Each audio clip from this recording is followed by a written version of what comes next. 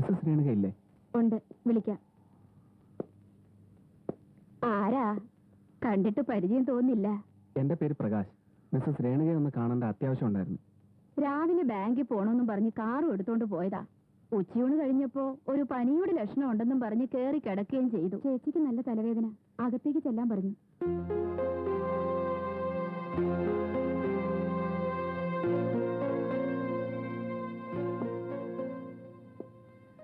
പ്രകാശ്, വരൂ പ്ലീസ്.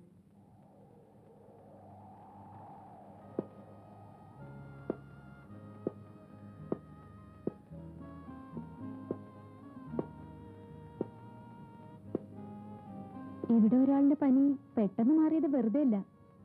ആ ചൂട് മുഴുവനും ഇപ്പൊ എന്റെ ശരീരത്തിലുണ്ട്. എനിക്ക് ചില കാര്യങ്ങൾ സംസാരിക്കാനുണ്ട്. ദയവ് ചെയ്ത് രേണുക ഞാൻ പറയുന്നത് കേൾക്കണം. പ്രകാശിന്റെ ശബ്ദം എത്ര കേട്ടാൽ എനിക്ക് മതി വരില്ല. ഈ രീതിയിൽ നമ്മുടെ സംഭാഷണം മുമ്പോട്ട് കൊണ്ടുപോകാൻ എനിക്ക് ആഗ്രഹമില്ല. ഇന്നലെ ഞാനൊരു വിഡ്ഢിയെ പോലെ പെരുമാറി. ഞാൻ എൻ്റെ ഭാര്യയെ ജീവനേക്കാൾ ഉപരി സ്നേഹിക്കുന്നു. ഞാനും എൻ്റെ ഭാര്യയും എൻ്റെ കൊച്ചു മോനും അടങ്ങുന്ന എൻ്റെ കുടുംബം ഒരു കൊച്ചു സ്വർഗമാണ്. അത് തകരാൻ പാടില്ല. ഇനി നമ്മൾ തമ്മിൽ കാണുന്നത് സുഹൃത്തുക്കളായി മാത്രമായിരിക്കണം. ഒരു തെറ്റ് നമുക്ക് രണ്ടുപേർക്കും പറ്റി, അത് ആവർത്തിക്കരുത്. പ്രകാശിന് അത് തെറ്റായി തോന്നുന്നു. എന്നെ സംബന്ധിച്ചാണെങ്കിൽ ഞാൻ ജീവിതത്തിൽ ചെയ്ത ഏറ്റവും വലിയ ശരിയാണത്. പ്രകാശിനറിയാമോ, സുന്ദരനും ആരോഗ്യവാനുമായ ഒരു വലിയ മനുഷ്യന്റെ ഭാര്യയായി 5 കൊല്ലം ജീവിച്ചവളാണ് ഞാൻ. പക്ഷേ നിങ്ങൾ എനിക്ക് സമ്മാനിച്ച ഒരു രാത്രിക്ക് ആ 5 വർഷങ്ങളെക്കാൾ ദൈർഘ്യമുണ്ടായിരുന്നു. ഞാൻ സമ്മാനിച്ചതല്ല, പിടിച്ചു പറിച്ചതാണ്. അപ്പോ ഞാനൊരു വേശ്യയാണെന്നാണ് നിങ്ങൾ ധരിച്ചിരിക്കുന്നത്? ഞാൻ അങ്ങനെയല്ല ഉദ്ദേശിച്ചത്. കിടക്ക പങ്കിടാൻ ഒരു വിടനെ കിട്ടാൻ വലിയ ബുദ്ധിമുട്ടൊന്നുള്ള നാടല്ലത്. ഞാൻ നിങ്ങളെ ഇഷ്ടപ്പെട്ടു, നിങ്ങൾ എന്നെ ഇഷ്ടപ്പെട്ടു എന്ന് ഞാൻ ധരിച്ചു. എനിക്ക് നിങ്ങളെ ഇഷ്ടപ്പെട്ടു, പക്ഷെ അത് ഈ അർത്ഥത്തിലല്ല. എന്നാ ഞാൻ പറയുന്നത് കേൾക്കൂ. ഞാനൊരു സ്ത്രീയാണെന്ന അഭിമാനം എന്നിൽ സൃഷ്ടിച്ച ആദ്യത്തെ പുരുഷനാണ് പ്രകാശ്. എനിക്ക് മരണം വരെ നിങ്ങളെ മറക്കാൻ സാധ്യമല്ല.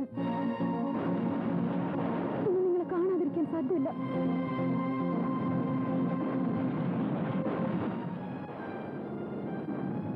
പ്രകാശിന് വിവാഹം കഴിക്കണമെന്ന് ഞാൻ പറയില്ല.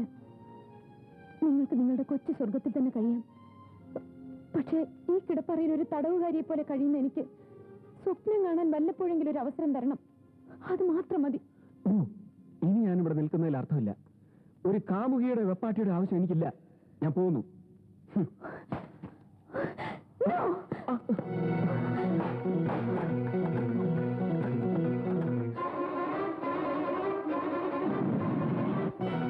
മാറി നിൽക്ക്. എനിക്ക് പോണം. ഈ ഭ്രാന്തിന് കൂട്ടേൽക്കാൻ എന്നെ കിട്ടില്ല.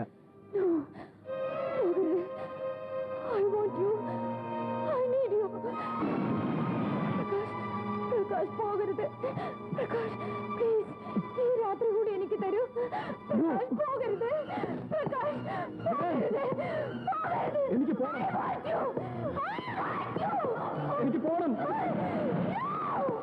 രേണുക, പ്ലീസ്.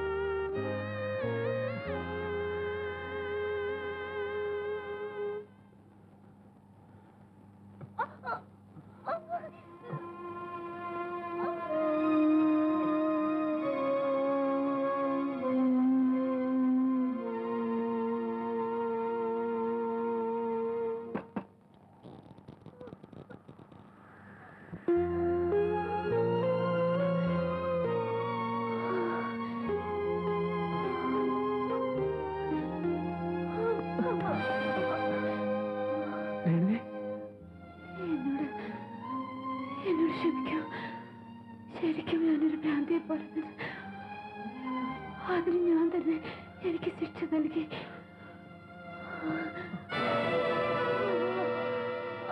എന്താണ് ഈ കാട്ടിയത്? ദൈവമേ,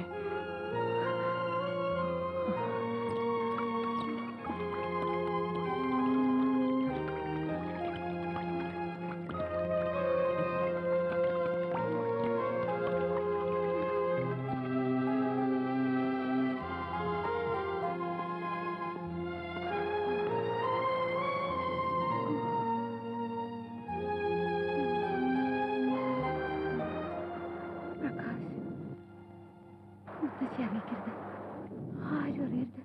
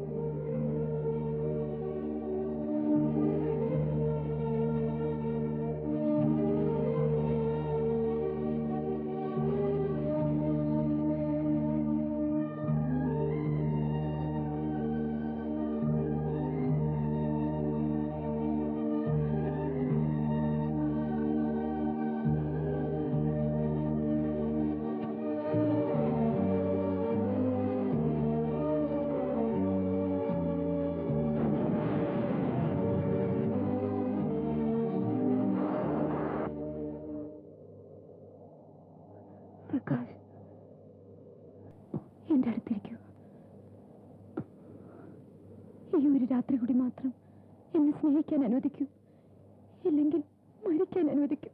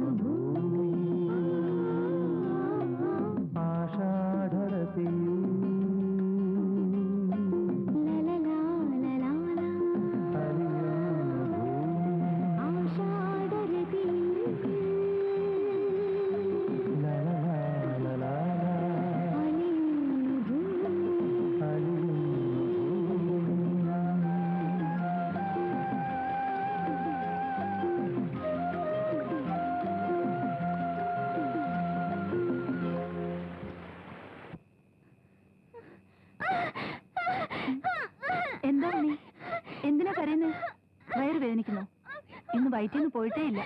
കാണുന്നൊക്കെ വലിച്ചു വാരി തിന്നോളൂ. കരയണ്ട, കാര്യം പറ, എന്താ വേണ്ടേ? എടാ, നിനക്ക് എന്ത് വേണോന്ന്? എനിക്കിനി ദേഷ്യം വരും കേട്ടോ.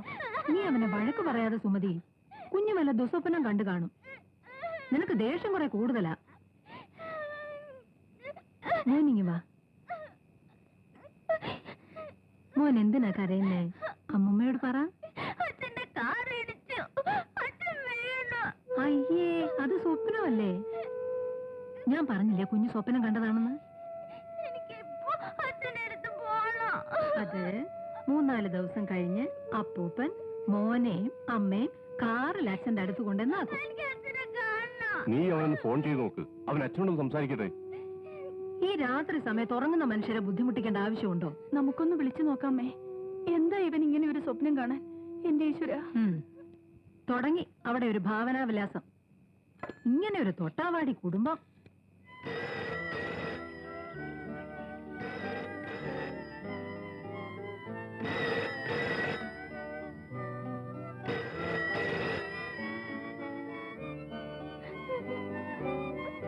ഈ സമയത്ത് എവിടെ പോയി കാണും? ഇനി അസുഖം കൂടുതലായോ? എനിക്കൊന്നും അറിഞ്ഞൂടാ ദൈവമേ. മോൻ പറയാതെ. എന്തെങ്കിലും അത്യാവശ്യത്തിന് പുറത്തു പോയി കാണും, അല്ലെങ്കിൽ ടെലിഫോൺ കേടായിരിക്കും. നീ സമാധാനമായിരിക്കെ.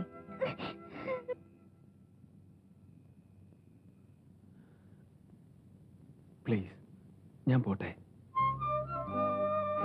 ഈ വേഷം മാറ്റിക്കൂടെ?